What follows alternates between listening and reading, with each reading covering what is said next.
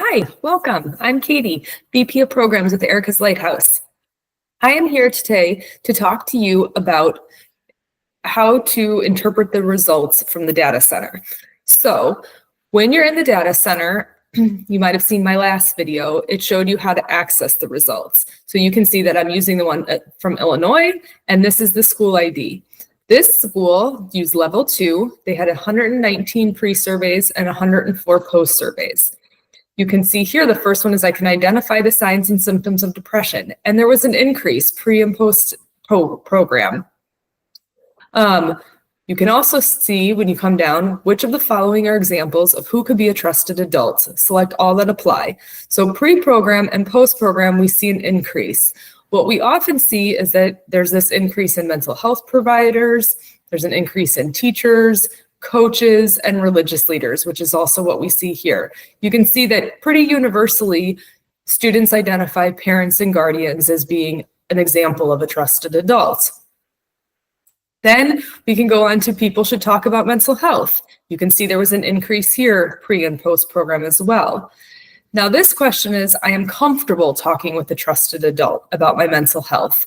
We really like to look at this pre and post survey. So after the students receive the program, before the program, what do they say?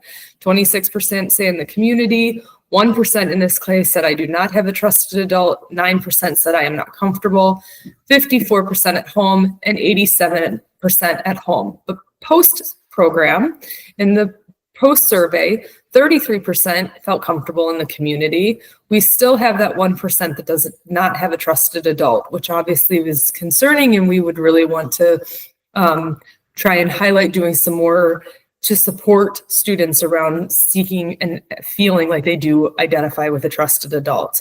7% said I am not comfortable, so it did decrease in this situation. There was a big increase of the percentage of students that felt at school that they felt comfortable talking to a trusted adult. And there was still an increase at home as well. So we see that kind of this tier 1 programming, giving all kids the information about who is a trusted adult and do you feel comfortable, post-program really did increase in this situation. And then I believe I have the information to and ability to take care of my mental health. We also saw an increase.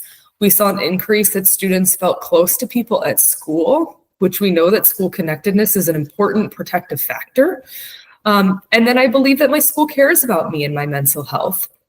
That also saw an increase pre and post program. And then many of the students felt like this program was important and helpful. So we see that this is how you would interpret the results. These results, based on some of these, is what was going to drive maybe doing more around programming in your building. Maybe you think about our students do see the school as feeling connected here. Maybe we want to think about having a club, or we want to involve families in this conversation because so many of our students are identifying parents and caregivers as the trusted adult. We really want to make sure that families also view themselves and understand that language and sort of that shared vocabulary. If you have any questions about interpreting your results on the data center, we are here to support you. Please feel free to reach out to us anytime. We're here to help, and we would love to support you. Thanks so much.